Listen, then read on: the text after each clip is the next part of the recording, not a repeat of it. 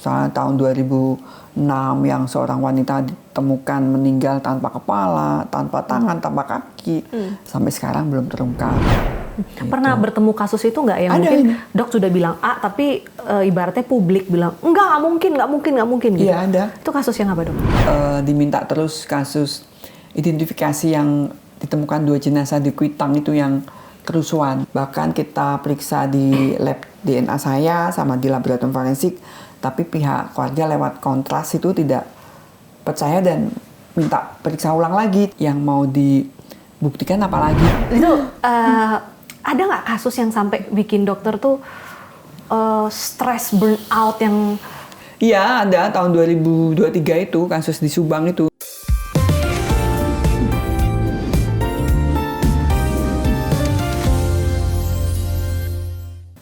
Halo Kezoners, welcome to Perspective. Hari ini spesial masih dalam momentum Hari Kartini bersama saya Bernadetta Ginting. Dan di episode kali ini spesial karena kita akan berbincang dengan sosok perempuan. Ini adalah pionir forensik Indonesia. Pertama kali perempuan waktu itu, sehingga dia memiliki predikat Sri Kandi Forensik Indonesia. Langsung saja sudah hadir di studio Perspektif, Dr. Hastri. Halo. Apa kabar? Baik. Selamat Hari Kartini, karena sesama Kartini itu kan sebenarnya merayakan seluruh perempuan di Indonesia. Gimana kabarnya dok? Baik, kebetulan tadi saya itu dokter forensik, tapi polisi wanita yang pertama. Oke. Tapi dosen saya yang perempuan sudah ada. Di UI, di UNER sudah ada. Dokter forensik polisi wanita, Ya. kayak gitu kan. Akhir-akhir ini lagi sibuk apa nih dok? Sibuknya ya karena sekarang jabatan di kepolisian Kepala Biro Lab Dokes Pusdokes Polri, ada 2 lab besar, DNA dan biomedik ya. Lab itu dipergunakan untuk membantu tugas-tugas kepolisian yang berhubungan dengan kasus-kasus kedokteran forensik, baik meninggal atau masih hidup. Kalau udah di posisi dokter sekarang ini untuk melakukan kegiatan forensik itu, apakah sudah di tahap yang benar-benar kasus besar atau mungkin masih tergolong apa ya, nggak bisa juga kriminal dibilang ringan ya dok sebenarnya ya? Ya kasus besar sih atau kasus yang butuh perhatian khusus seperti kasus viral ya. Karena saya juga ketua Perhimpunan Dokter Forensik Medical Legal se-Indonesia. Jadi ketuanya lah dokter khusus forensik ya seluruh Indonesia. Jadi kasus-kasus itu saya mengikuti dan bila ada masalah ya kita diskusi sama dan kita pecahkan bersama. Jadi walaupun saya tidak turun langsung, tapi saya mengetahui kasus-kasus yang terjadi. Dan bila mana dianggap penting perintah pimpinan kasusnya butuh perhatian khusus ya saya turun meriksa.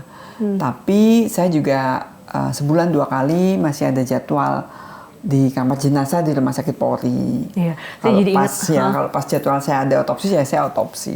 Saya ingat awal-awal memulai jadi reporter dok, itu suka ngepost di depan Rumah Sakit Polri. Oh iya. Jadi jenazah hilir mudik itu dari yang tahun semula. berapa itu?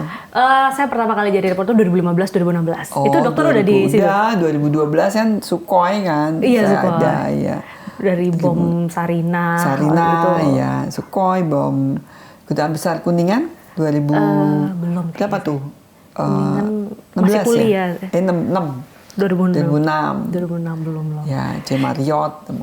Saya aja yang orang biasa itu walaupun kan rame-rame itu masih ada merindingnya gitu. Kalau dokter yang sehari-hari sekarang berarti udah biasa kayak gitu. Ya dari dulu ya karena pekerjaan ya kita anggap itu sesuatu yang ya kita jalani dan kita harus perhatikan untuk pekerjaan itu sama aja kan dengan profesi perempuan yang lain. Boleh cerita lagi nggak sih dok awal mula kenapa akhirnya bisa nyaman dan mengabdi di profesi ini? Itu kan awal dari dokter umum ya? Iya dokter umum, terus masuk di kepolisian, terus dinas di Polrestabes Semarang, terus diajak ke TKP pembunuhan oleh Kasat Reskrim yang diduga tadinya bunuh diri, ternyata seharian kita periksa.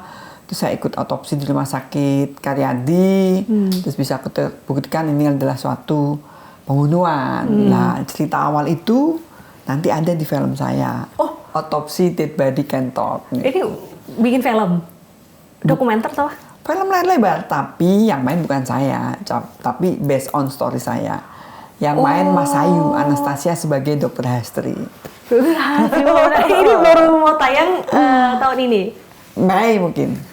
Oke, biasanya kalau cerita hidup dijadikan sebuah film itu kan pasti banyak apa ya ibaratnya ya, hal yang menarik ya di situ. Betul. Berarti kita ini spoiler pertama nggak? Ya. Terima kasih sama Perspektif ya. Promosi film juga. Promosi film juga. Pas hari Kartini. Tadinya saya pengennya tayang pas hari Kartini, tapi ternyata TX1 udah penuh ya, harus ngantri. Jadi ya udah nggak apa-apa. Mudah-mudahan Mei tayang. Dari perjalanan karir ini ada nggak momen yang menjadi highlight sebagai seorang dokter forensik polisi wanita pertama di Indonesia? Highlight-nya itu sebenarnya banyak ya, kasus-kasus khususnya yang berhubungan dengan korbannya perempuan. Itu sangat, mungkin karena saya perempuan juga, tapi ya beberapa tidak terungkap. Misalnya tahun 2006 yang seorang wanita ditemukan meninggal tanpa kepala, tanpa tangan, tanpa kaki. Sampai sekarang belum terungkap entah siapa pelakunya. Ya itu sih hal-hal yang seperti itu yang membuat saya juga miris, dan akhir-akhir ini juga banyak korban-korban kekerasan seksual sampai kehilangan nyawanya. Itu kan sangat miris itu kan, dan si pelaku sampai tega gitu loh menghabisi nyawanya. Ya memang sebagai perempuan kita tetap harus hati-hati ya, harus jaga diri. Tidak harus selalu percaya 100% walaupun itu mungkin orang terdekat, jadi tetap harus hati-hati. Oh, oke. Karena banyak yang bilang bahwa sebenarnya pelaku kekerasan di perempuan atau pelecehan itu justru adalah orang terdekat ya? Betul, kan banyak kasus-kasus yang saya tangani. Kalau sekarang itu kan eranya kasus-kasus itu.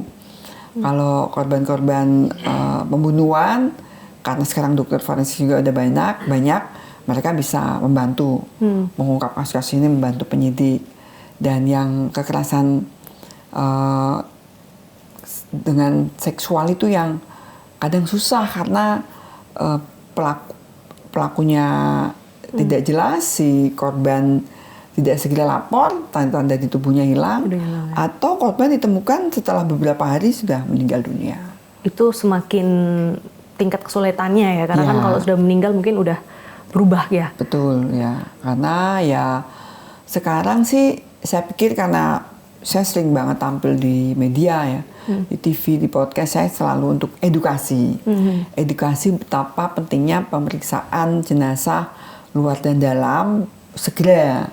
Kenapa saya sebut luar dalam? Karena itu sama aja dengan kata-kata otopsi lah. Kadang masyarakat risih atau nggak enak, padahal itu sangat ditunggu oleh teman-teman kita penyidik. Pentingnya pemeriksaan luar dan dalam. Karena apa? Berburu sama waktu kematian. Oke. Tapi banyak juga keluarga itu yang dia nggak rela gitu kan, kerabatnya diotopsi gitu. Sebenarnya yang pertimbangan selama ini kebanyakan apa? Karena mungkin ya karena memang masyarakat belum biasa ya mendengar kata-kata otopsi itu. Kesannya itu kalau otopsi kan dibedah semua gitu. Ya pasti 9 organ kita periksa dan kita kembalikan ke tempatnya, sehingga dengan saya sering tampil, saya sering edukasi. Sekarang memang masyarakat yang minta ke polisi atau penyidik. Karena berdasarkan undang-undang memang permintaan otopsi itu harus lewat penyidik. Karena untuk penegakan hukum ya. Kalau keluarga yang minta meninggal sakit itu bisa rumah sakit, tapi untuk maju ke penegakan hukumnya ya tetap harus lewat polisi atau penyidik. Dan itu kalau ada jangka waktu nggak sih dok? Mungkin jenazah sudah dalam kurun waktu tertentu tuh nggak bisa lagi diotopsi? Ya 2 minggu sudah pembusukan lanjut, dan susah. 1 bulan, 2 bulan, 3 bulan ya tinggal tulang-tulang. Tulang udah semakin sulit lagi ya. Paling kalau kepentingan identifikasi bermainnya dengan DNA. Itu, atau toksikologi dengan pemeriksaan zat-zat atau berkas-berkas material sekitar tubuh jenazah. Mungkin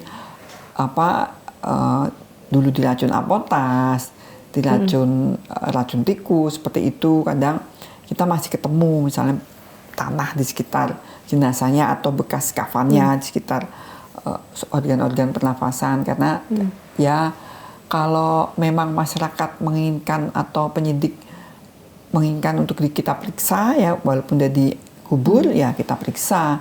Itu namanya ekshumasi gali kubur. Ekshumasi ya, gali kubur kayak gitu. Tapi ketika di awal-awal memulai karir sebagai dokter forensik itu kan baru hanya dokter aja yang perempuan. Waktu itu yang di kepolisian ya saya. Gitu. Apa kesulitannya, Dok? Waktu itu nggak ada kesulitan sih, saya yang pentingnya kalau diminta ke sana sini ya saya tetap jalani karena memang kalau di kepolisian mungkin perintah ya. Kan karena saya juga seorang anggota polisi ya nggak berani nolak perintah, tetap kita lakukan. Tapi awalnya kalau anak zaman sekarang passion pertamanya tuh waktu itu langsung ke forensik atau sebenarnya ada? Ya ke forensik yang tadi saya cerita. Saya seharian ngungkap kasus yang diduga bunuh diri ternyata itulah pembunuhan. Sehingga komandan saya waktu itu bilang, ini polisi butuh loh dokter forensik. Perempuan belum ada, udah kamu ambil itu aja gitu. Langsung saya daftar. Dan sampai sekarang gitu kan banyak sekali malah hal-hal baik ada program-program untuk perempuan juga kan sebenarnya gitu. Tapi Dok biasanya kalau ngomongin soal cerita-cerita forensik itu kan orang akan selalu langsung fokus ke sisi yang menyeramkan, sisi yang mistis gitu. Sebenarnya dari profesi ini apa sisi yang dokter menyadari bahwa ini adalah sebenarnya sangat mulia dan manusiawi sekali gitu?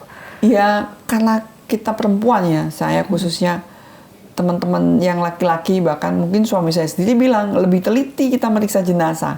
Sekecil apapun kita malah dapet. Itu tanda penting. Mungkin tanda kayak suntikan yang kecil atau bekas luka, bekas tusukan atau bekas cubitan, cekian seperti kita periksa lengkap malah. Itu mungkin kelebihan perempuan lebih teliti di situ. Lebih ngeliatin gitu kan. Dan itu sangat membantu banget untuk jelasnya si korban ini meninggalnya karena apa. Pernah ada pertentangan antara empati dan profesionalisme nggak sih? Kalau seperti itu sampai sekarang sih saya belum pernah ya. Saya langsung menganggap ini perempuan korban. Memang dulu SOP-nya tuh seluruh bagian tubuh atau organ-organ pelepasan misalnya dari mulut, kemaluan semua kita swab ya sama gitu kan. Karena kita pengen tahu modus operandinya apakah memang ada kekerasan seksual sampai dia meninggal. Sekarang semua jenazah termasuk laki-laki karena kan banyak korban laki-laki karena kekerasan seksual sejenis. Nah, itu kita buktikan. Kita kan mencari pelaku dari DNA yang ditinggalkan di tubuh si korban. Pernah menangani kasus anak-anak nggak, Dok? Sering. Biasanya anak-anak tuh apa? Pelecehan atau kekerasan ya? Pelecehan, terus saya pernah gali kubur juga sampai di Pulau Morotai itu sampai ya yang diduga pelakunya orang terdekat ternyata benar. Itu untungnya saya langsung terbang. Jenazah baru 2 hari dimakamkan, kita cari bisa dapet. Terus di Jawa Tengah juga sering beberapa kali kasus-kasus yang diperkosa atau ternyata nggak nyangka tetangga dekatnya, bahkan kakak tirinya pernah seminggu si anak ini hilang dari rumah, ternyata pergi sore ngaji itu ternyata ibunya hari ke-6 kok ada tetesan air dari atas genteng gitu kan, langit-langit padahal nggak hujan nggak bocor gitu kan, ternyata itu jenazah anaknya yang mulai pembusukan kan keluar cairan itu seperti itu. Akhirnya saya datang periksa ya ternyata ada kekerasan seksual di situ ya, ternyata pelakunya kakak tirinya. Terus di Jakarta juga ada pelakunya ternyata orang terdekat, si anaknya dipaksa aborsi anak angkat gitu, terus ternyata hamil terus dipaksa aborsi sampai meninggal. Lah itu ada di film saya rahasia. Benar-benar ini. Ada 2 kasus nih saya ceritain ya. Yang di 2 film saya. 2 kasus yang dokter angkat ke dalam sebuah film ini berarti ada 4 kasus nanti di film itu. Sebenarnya in realita 4 kasus ini yang paling membuat dokter pusing. harusnya ya. Kalau Pusing sampai semua ya. Ya karena memang di kepala saya ratusan kasus ya. Nanti kalau mungkin ini berhasil, saya pengen bikin NCSA Indonesia gitu kan. Tapi ceritanya di kepala saya semua adanya. Itu ada nggak kasus yang sampai bikin dokter tuh stres, burnout yang... Iya, ada tahun 2023 itu kasus di Subang itu, sampai waktu itu pernah di podcastnya Deddy Corbuzier juga, pembunuhan ibu dan anak yang di mobil ibu dan Alphard, anak. Ya. Oke, saya pernah dengar katanya, benar nggak sih kadang tuh jenazah tuh memberi tanda melalui mimpi ke dokter-dokter polisi? Oh, itu karena terlalu sering berhubungan dengan yang tidak kebawa mimpi. Iya, bernyawa, terus karena kita mikir kenapa nggak bisa terungkap, kenapa ini ya akhirnya terbawa mimpi gitu. Tapi sekarang udah nggak mimpi lagi ya. Kalau ditanya mimpi apa, sekarang nggak. Paling pertanyaannya mimpi yang bagus-bagus lah. Paling pertanyaan paling ini pernah diganggu nggak sama jenazah? Pasti berapa ratus kali ditanya. Diganggu nggak pernah. Iya, takut kali mereka ya. Takut sama saya apa? Takut di otopsi kedua. Otopsi kedua. Oke, nah sepanjang perjalanan melihat banyak sekali kasus kematian itu, ada nggak sih satu momen di mana itu merubah cara pandang dokter tentang kehidupan? Iya sih, jadi mungkin tahun pertama, kedua, kelima itu saya sih ya biasa aja. Saya pikir ini karena mungkin waktu itu umurnya masih 30-an, 35, 36, terus lanjut karir, pangkat saya juga berjalan gitu kan, dapat kepercayaan dari pimpinan gitu kan. Orang-orang mungkin sulit ya untuk naik pangkat, jabat di kepolisian, tapi saya ada aja kemudahan untuk itu. Saya pikir itu mungkin dari Tuhan ya, untuk saya tetap nanti membuat suatu kebijakan atau keputusan untuk menolong sesama, khususnya perempuan. Tapi yang membuat saya merubah mikir itu, saya jadi kita hidup itu kalau ketemu, khususnya saya sih, kalau kamu mungkin nggak ke situ atau gimana ya, kalau saya ketemu orang sombong banget itu saya langsung nggak tahu ya, kalau meninggal itu sama aja loh gitu. Oh, tapi saya sering. Saya sering kalau ada orang yang nyakitin tuh kayak, aduh ntar ujung-ujungnya semua orang tuh akan pergi gitu loh. Ya. Nah, kita mikirnya, sombong banget ya orang ini, apa sih gitu kan.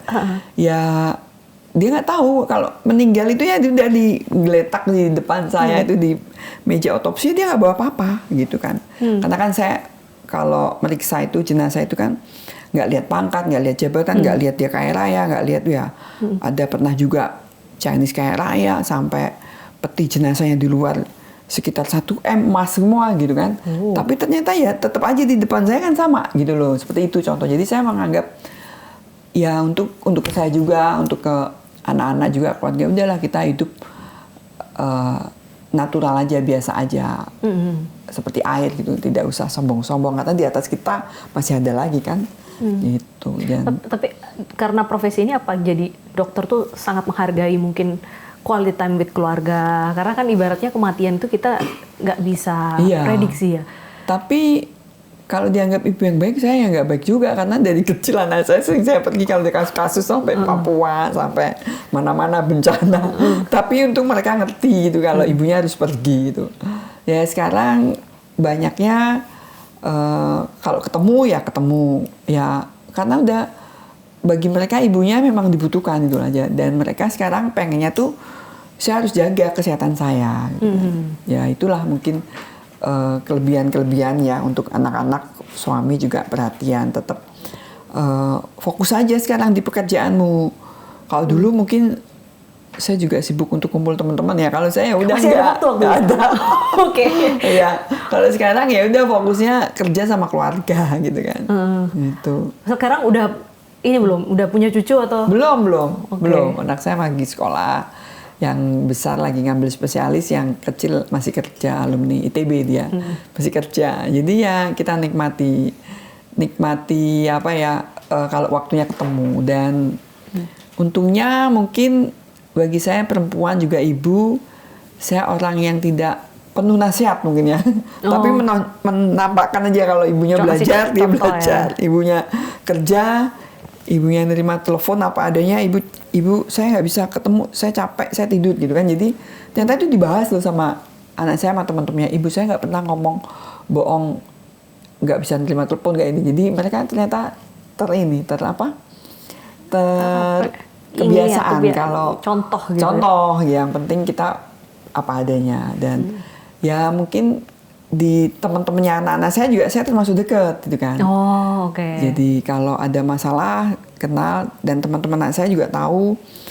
Ya mungkin mereka menjadikan saya kadang role model. Saya juga geli, role model apa? Saya nggak pernah nasihatin gitu. Jadi ternyata mereka nggak butuh dicerewetin ya ternyata. Tapi kalau ada masalah butuh masukan baru. Nah, switching perannya itu gimana? Itu. Dari meja otopsi ke meja keluarga yang kalau saya nangkepnya berarti dokter tuh kalau sebagai ibu banyak mendengar anak sebenarnya. Iya. Jadi kita mungkin bahasa ya, kadang kan kalau saya dengerin teman-teman yang ibu-ibu juga, anak saya itu saya tanyain ini, kamu kemana aja ini apa nggak pernah mau gitu kan. Lah saya kok anak-anak saya cerita sendiri, ternyata kalau kita duduk makan bareng ngomong, kita nunjukin, maksudnya ya handphone ditaruh di tas, terus sambil makan, sambil ya perhatian mungkin ya. Pas kalau misalnya bareng-bareng ini ngasih makan mereka, ngasih di situ, terus dia tiba-tiba cerita, Bu, temanku gini Bu, gini itu cerita. Ya kayaknya tidak perlu mungkin dicerewetin ya, sok kepo. Kita kan kalau ibu-ibu kepo gitu kan. Kamu ngapain aja ini, ketemu ini. Ngapain sampai sana, kok jauh gitu loh. Jadi anak akhirnya kalau mau cerita mungkin, ini pelajaran juga saya sebagai seorang ibu baru ya. Oh, ibu baru. Anak saya masih balita sih. Gitu. Tapi saya juga kalau pulang suka kayak, tadi main sama siapa? Nah, ternyata mereka nggak suka loh. Gitu. Dan saya memang nggak biasa nanya dari dulu, karena mungkin waktu saya juga capek, jadi di rumah digendong, terus misalnya yang cowok ngajakin main game, saya ikut main game ya, dari situ ngikutin. Kalau yang cewek sukanya gambar, sukanya dia kebiasaan kalau bersihin dulu kan obsesi kalau bersihin sampai bersih gitu kan ya. Ternyata terbawa sampai segini, jadi dia fokus itu. Kalau baca buku sampai 3 jam di jendela dia kuat gitu. Jadi ya kita tunjukin, ternyata suami saya juga suka baca bukunya. Kita memang, mereka butuh contoh ya, nggak perlu diomongin. Perlu ya. Di interview. Ya, gitu kan? mungkin kalau mau belajar, kamu juga buka laptop belajar, baca buku. Oh, kalau gitu. mau makan, ayo ikut makan. Jadi anaknya mencontoh seperti itu. Tapi pernah nggak dalam perjalanan karir ada satu kasus yang nggak bisa dilepas, tapi seorang anak itu sangat membutuhkan dokter sebagai ibu di saat itu? Anak saya? Iya. Khusus anak? Khusus anak, tapi ada satu kasus yang nggak bisa ditinggal, saya harus ke sana. Ada, waktu itu anak saya dua-duanya masuk rumah sakit malah. Sakit? Nggih, waktu SD, mereka SD, diare lagi musim wabah itu, dua-duanya diinfus. Dan saya ditugaskan Mabes, saya harus berangkat kapal itu, imigran, banyak penumpang meninggal itu di daerah Jawa Barat. Tahun? 2005 apa 2006 itu. Tuh, ya tetap berangkat akhirnya saya. Tapi berat pasti. Ya berat. Nah berat lah itulah di mata anak buah saya waktu itu, anggota saya kan laki-laki semua. Saya kan perempuan, jadi ya mereka juga bingung kok ibunya tetap tegar aja, cuek gitu kan. Ya sudah, walaupun karena waktu itu ada keluarga sih, ada suami yang membantu, ada ibu saya. Sekarang mereka ngerti waktu itu kenapa. Mereka juga sempat protes, kalau cerita dulu aku diinfus saja ibu tetap pergi kok gitu. Ternyata lah kalau nggak pergi tuh kasihan yang bantu identifikasi gitu kan. Ternyata mereka ngerti. Dan tanpa disadari ya, mungkin karena mungkin media juga memberitahu ya tentang saya atau bagaimana ya. Saya sih yakin aja, pede aja mereka bangga sama saya gitu. Pasti dong, pasti bangga. Pede aja gitu kan gitu. Oke, tapi dari sepanjang ini ada nggak kasus yang meninggalkan bekas emosional sampai ibaratnya kena mental gitu? Kan ada tingkat yang sulit karena mungkin teka-teki gitu, ke dokter. Kena mental saya nggak. Sampai emosionalnya ikut mungkin anak-anak, kasus anak-anak yang bikin dokter sedih banget gitu. Kalau kasus seperti itu susah, saya selalu ngejar ke penyidiknya. Coba ini lihat ini. Jadi memang harus kita turun sih. Tapi yang sampai kena mental tuh saya mikirin banget tuh nggak begitu sih, nggak. Ya kasus Subang sih udah selesai kan langsung waktu itu. Walaupun tertunda 2 tahun tuh sempat pikiran juga. Tapi yang lain nggak ada sih. Cara lepas dari stres versi Dokter Hastri itu gimana? Kalau anak zaman sekarang kan mungkin hangout, Oh iya, tidur saya kali. pilates, dokter. Kalau sekarang saya memang olahraga ya. Dulu sih banyak tidurnya ya pulang ke rumah. Udah capek banget gitu. Udah capek, banyak tidur, mandi. Kalau suami saya sebelum masuk rumah harus mandi dulu karena bajunya kan bau semua. Mandi dulu, bersih-bersih dulu baru rumah. Ya itu sama anak-anaknya dulu masih kecil kan main game bareng, itu aja. Menyenangkan, Baca buku, ya. Kalau hobi olahraga apa sih dok? Dari dulu renang. Renang. Sekarang nge-gym sama nge-gym aja. Pilates dok. Iya. Nyobain nggak? Pilates juga kadang ikut. Oke, tadi Dokter Hastri sempat spill bahwa timnya Dokter Hastri kan semua cowok ya. Sebagai woman dan leadership woman yang Dokter Hastri terapkan dalam tim itu gimana dok? Ya kita nggak boleh mengeluh sih. Saya beberapa kasus kebencana tuh saya angkat jenazah, gotong jenazah, saya turun sendiri, mereka ikut. Dan mereka ngomong memang ibu luar biasa ya. Jadi sebagai perempuan kita tidak pernah mengeluh. Yaitu memang tugas, fashion dan contoh ke mereka.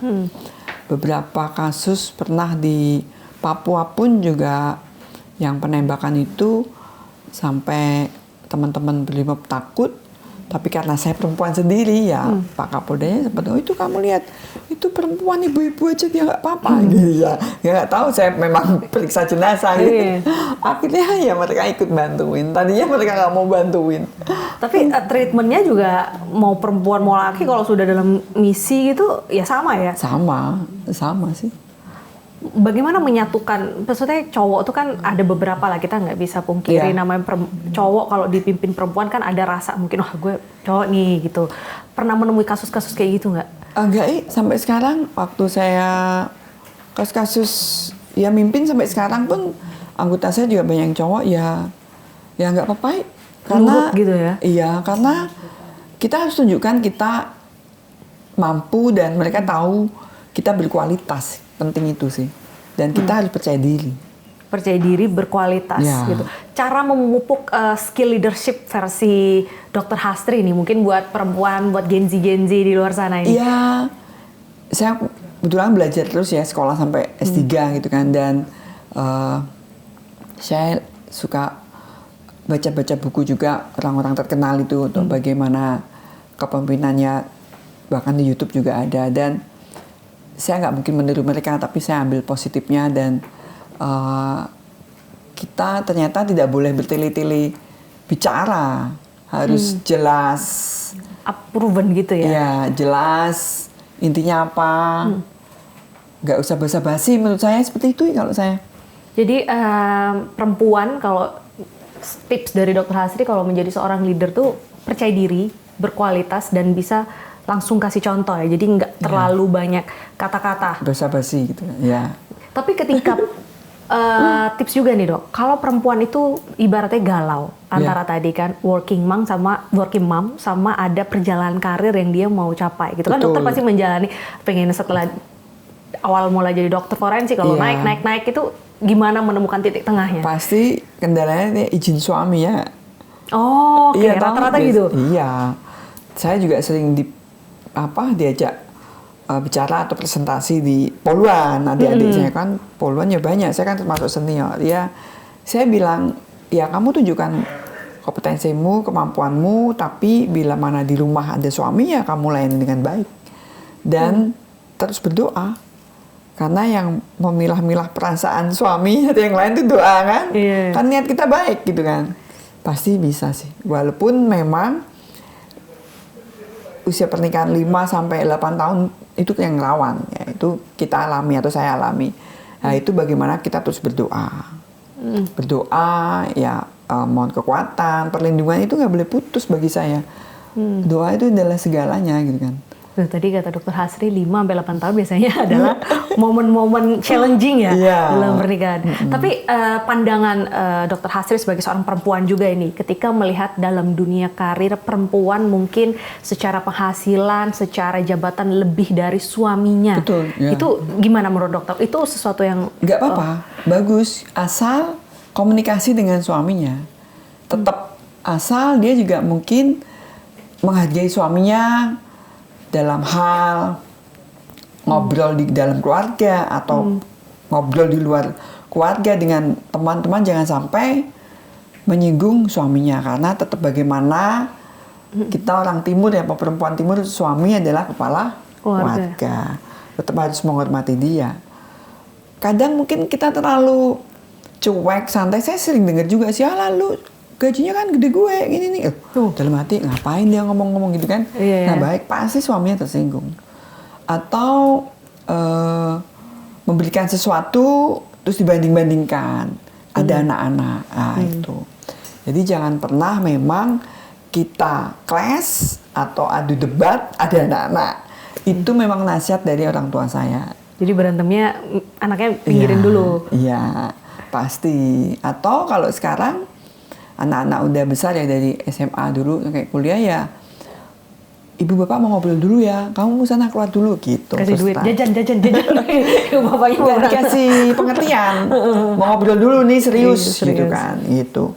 Kalau sekarang anak saya udah 26 tahun sama 27 sama 25 tahun, kita ajak diskusi udah. Apalagi seusia saya krisis ya 56, suami juga kan masuk ke menopause, andropause ya kan, tahu perubahan hormon yang bikin sensitif, baper lah, udah. Jadi diskusinya malah harus ada anak-anak. Sebagai penengah, moderator. Penengah, ya. Tapi itu berarti Dokter Hasri selain memiliki karir yang cemerlang, berarti mencoba mempertahankan pernikahan dan juga hubungan dengan anak sedekat mungkin. Itu kan secara internal, secara eksternal gitu kan. Pasti tekanan dari luar juga banyak, apalagi kalau kasus-kasus yang viral. Betul. Nah itu gimana dokter ibaratnya menyeimbangkan antara forensiknya juga harus benar-benar selesai dulu lengkap dengan tuntutan viralitas itu gitu. Gimana menyeimbangkan kedua hal itu? Menyeimbangkannya ya kita tetap fokus ya, misalnya lewat Zoom sekarang bisa untuk diskusi kasus-kasus ini, termasuk yang viral ini. Mungkin kita kasih dulu masukan-masukan ke pimpinan yang memang seperti ini. Saya pikir sekarang viralnya itu kan netizen atau masyarakat butuh kebenaran, butuh apa adanya. Cepat saya pikir gitu ya? Kalau apa adanya benar, sebenarnya mereka nggak masalah kan. Masyarakat atau netizen nggak masalah, malah itu sekarang yang dilihat transparansi. Jadi daripada ditutup-tutupin, ya kan? Lebih baik ya memang begini, memang ini yang salah, ini hasilnya seperti ini. Atau saya juga pernah, saya bilang saya juga nggak bisa, saya nggak ketemu hasilnya gitu kan. Mau saya bilang apa, memang seperti ini loh, jenazah udah dalam keadaan pembusukan lanjut dan ditemukan setelah 2 bulan, lama. Tapi jelas teridentifikasikan ini, apalagi yang dicari gitu kan. Ya sudah. Dan kalau mereka nggak terima, tetap kita sampaikan ini hasil saintifiknya. Pernah bertemu kasus itu nggak yang mungkin ini. Dok sudah bilang A, tapi ibaratnya publik bilang nggak mungkin gitu. Iya, ada. Itu kasus yang apa, Dok? Kasus nggak apa-apa nih diomongin sih. Nggak apa-apa. Nggak apa-apa sih. Saya juga diminta terus kasus identifikasi yang ditemukan 2 jenazah di Kuitang itu yang kerusuhan. Oh ya, terbakar.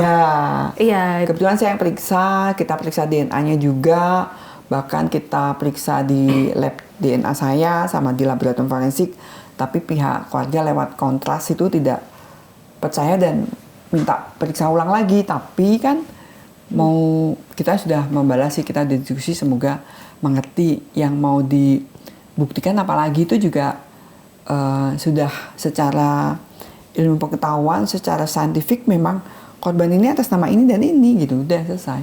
Keberatan keluarga waktu itu karena merasa tidak mungkin di situ atau? Saya mungkin mikirnya wajar ya, karena kesedihan yang luar biasa, keluarganya belum ketemu sampai sekarang dan mereka mikirnya keluarga masih hidup, jadi minta diperiksa lagi, tapi saya dan teman-teman penyidik di Polda Metro ya sudah menyatakan kalau ini sudah selesai kasusnya.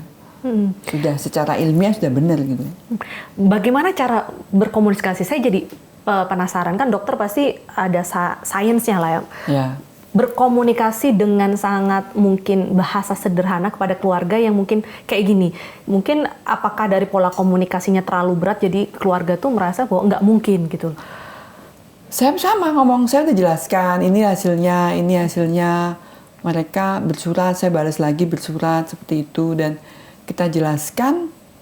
Ya kalau saya mikirnya tadi rasa kesedihan yang luar biasa. Mungkin masih belum menerima ya gitu. Tapi sebagai dokter forensik, sebagai aparat yang baik juga, kalau kita harus transparansi, kita periksa lengkap dan kita gabungan juga dengan teman-teman dokter forensik lain, bukan kepala saya tok ya, beberapa kepala gitu kan. Itu sudah selesai prosesnya. Itu cuma mungkin keluarga butuh waktu yang lebih panjang untuk menerima dan mungkin ya masih masa berduka mungkin waktu itu ya. Oke, tidak di dunia forensik ini legacy apa yang ingin dokter tinggalkan atau mungkin ada yang ingin dokter benahi gitu? Ya, sebagai ketua PDFMI, legasinya itu saya pengen mungkin dokter forensik medical legal itu tambah. Karena dari 300 juta penduduk Indonesia, kita hanya 300 orang. Sangat sedikit. Kenapa? Karena memang untuk pembiayaan, untuk jasa kita sebagai dokter spesialis forensik itu belum sama dengan spesialis yang lain. Ya kan? Kita hanya sebagai jasa sebagai saya di kepolisian, mungkin ada yang jadi dosen, ada yang di universitas, jadi belum ada jasa tambahan sebagai spesialis forensik medical legal. Idealnya jumlahnya kalau sesuai dengan penduduk Indonesia 300.000. Harusnya ya 1.000 orang kali atau mungkin 300 juta ya, kalau enggak spesialis yang lain tuh di atas 5.000 ya, kita belum ada, kita 300 orang gitu. Jadi makanya ya kalau siapa tahu setiap rumah sakit harus ada, saya ingin spesialis forensik medical legal dan ada jasanya dari para rumah sakit ini gitu. Jadi kan bisa sama dengan spesialis lain dan kasus-kasus yang berhubungan dengan medical legal atau kekerasan tuh bisa dibantu di situ. Kendalanya di mana? Apakah mungkin biaya atau ketertarikan orangnya mungkin? Ketertarikan, tapi juga mungkin secara salary jasa tidak sebanding. Kalau itu maksudnya tidak sebanding itu diukur oleh pribadi itu masing-masing ya dok tapi ya? Tapi tidak sebanding sih. Tidak sebanding sih. Oke. Seorang dokter Astri. Tapi ya karena mungkin kita tahu kalau rezeki bisa dari suami, bisa dari mana. Saya kerja dengan hati ya, ada aja rezeki. Saya ngajar, saya presentasi, saya webinar, itu juga rezeki.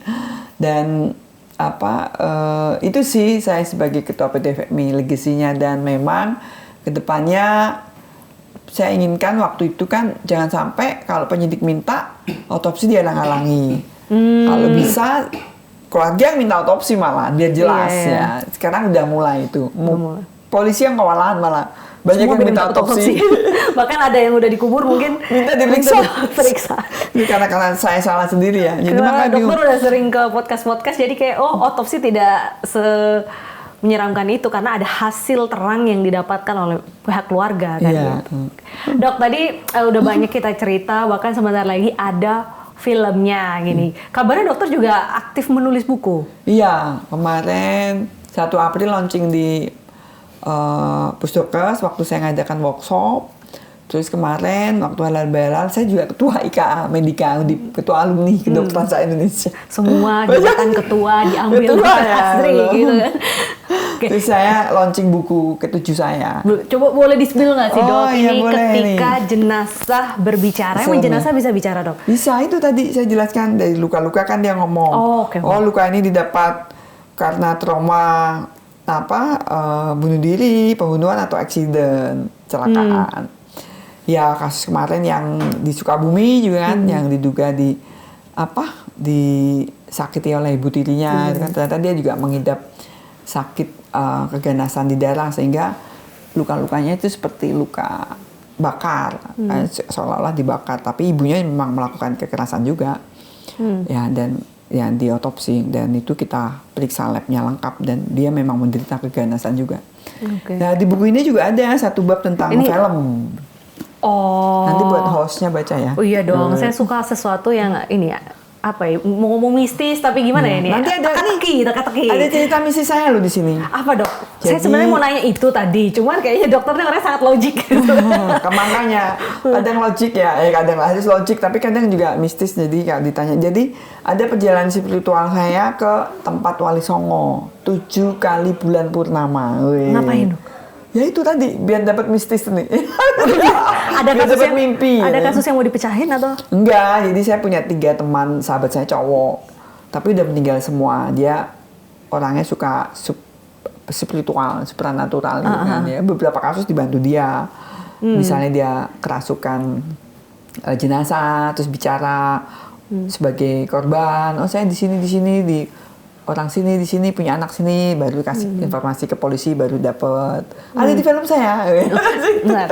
Filmnya soalnya belum keluar nih, kita kulik-kulik ya. Tapi kayak gitu bener ya dok ya? Iya bener. Kadang tuh kalau suka ngelihat di mana di TikTok, di platform sosial media itu ada yang bilang itu apa? Iya, tapi sebenarnya cara-cara itu ada juga dan ya kasih petunjuk misalnya kalau ya itu waktu saya sekolah teman saya ngajak itu supaya terasah indera keenam saya ternyata terbukti waktu itu. Jadi terasanya mungkin waktu saya otopsi jadi ketemu misalnya waktu saya otopsi Densus itu yang meninggal waktu di Solo saya kan susah itu karena tulangnya itu bersarang di belakang kan agak susah tiba-tiba keluar sendiri pelurunya itu kan. Dibantu seolah-olah gitu. Jadi ada kemudahan-kemudahan sih situ. Tapi kalau gitu. Ibaratnya sampai ke bawah mimpi dan di mimpi itu diarahkan gitu? Ya itu ditunjukin. Dalam mimpi dikasih gambaran kalau pelakunya seperti ini atau korbannya datang gitu kan supaya jelas saya cari apa di tubuh korban yang ada pelaku ya dari kuku-kukunya si korban, DNA-nya pelaku nempel gitu kan dari rambut-rambut kemaluannya. Semua berbicara. Semua berbicara itu makanya berbicara. Jenazah menangis itu pun ada teorinya nggak sih dok? Itu filmnya santet nggak? Kok jadi santet sih dok? Iya, saya takut saya nggak mau nonton film itu. Tapi Susana, saya pengen tapi takut saya. Kemarin di sini Mas Reza lagi promo film. Saya takut banget. Mungkin kalau nonton Mas Reza mau kali. Nonton film hantu sama ngeforensik jenazah kan sama-sama. Ada kemiripan. Ditakut-takutin kalau film hantu. Tapi kalau forensik kan nggak diem semua mayatnya tuh. Masa? Iyalah. Mayat kan diem, nggak mungkin gerak-gerak. Hantu kan masih gerak-gerak kan. Masa Reza kesini aku mau kalau nonton sama Reza loh. Sama Reza. Tapi pernah nggak yang pengalaman itu supranatural yang dokter tuh benar-benar mungkin hampir melihat seperti nyata jenazah itu minta tolong atau ngasih petunjuk? Ya itu waktu yang kasus Bang itu dia sebelum saya tahu dia datang itu dalam mimpi saya kayak minta tolong. Nangis? Iya dengan dia menunjukkan aja dia luka-lukanya seperti itu. Ya terus saya tahu baru saya telepon Kapolresnya terus saya datang ke Subang. Ada yang pernah ini agak nyeleneh saya bilang makasih. Oh iya, dulu waktu saya otopsi komandan saya sendiri. Dia datang dalam pakai baju ihram, ternyata dia memang mau naik haji. Terus dia mengucapkan terima kasih. Waktu itu meninggalnya karena ada eksiden. Ditembak sama anak buahnya tuh. Komandan saya langsung waktu di Polrestabes Semarang. Istrinya almarhum sampai sekarang sahabatan sama saya, masih arisan sama saya. Kayak bilang makasih. Ya. Gitu. Menarik. Terakhir, dengan profesi sebagai seorang dokter forensik, apa yang bisa kita pahami dari sebuah momen kematian ini? Apakah menjadikan kita sebagai orang yang harus lebih dekat dengan Tuhan. Kayak Pasti gitu. ya. Ya, dan kita berpikirnya walaupun dia udah meninggal, dia layak diidentifikasi biar jelas dia kembali dan keluarganya tahu dan dipulasari dengan baik sesuai agama dan kepercayaannya. Gitu. Ya. Jadi manusia walaupun meninggal, walaupun pun dia meninggal karena bersalah, dia tetap punya hak untuk dikebumikan secara layak ya. Ya, itu juga. Oke. Menarik. Ini kalau ngobrolin tentang Jenazah. dokter bisa 3 jam, 4 besok jam. ya. Ini berarti bukunya dijual di toko-toko buku atau Enggak, saya jualnya enggak. DM saya aja. live shopping juga nggak? Enggak, Beli. belum. Saya kemarin itu live terus maksudnya langsung hasilnya walaupun saya nyetak pakai uang saya sendiri, hasilnya saya sumbangkan ke YKI, Yayasan Kanker Indonesia. Di Jawa Tengah. Menarik. Kebetulan ketuanya itu sahabat saya. Dia butuh. Ya udah, kita jualan buku saya aja tak kasih. Saya pikir ketuanya nanti Dokter Hasri. Oh, jangan. Saya kan ketua. ahlinya dia kanker kan, spesialis kanker gitu loh. Biar dia ketuanya, saya support aja. Oke, thank you Dokter Hasri atas ceritanya. Selamat Hari Kartini sekali lagi. Iya. Terima kasih juga buat Okezoners yang sudah nonton. Selamat Hari Kartini juga. Semoga di momen Kartini dan berkat jasa Kartini kita perempuan bisa semakin berdaya dan bertumbuh. Jangan lupa like and share video ini. Bye bye.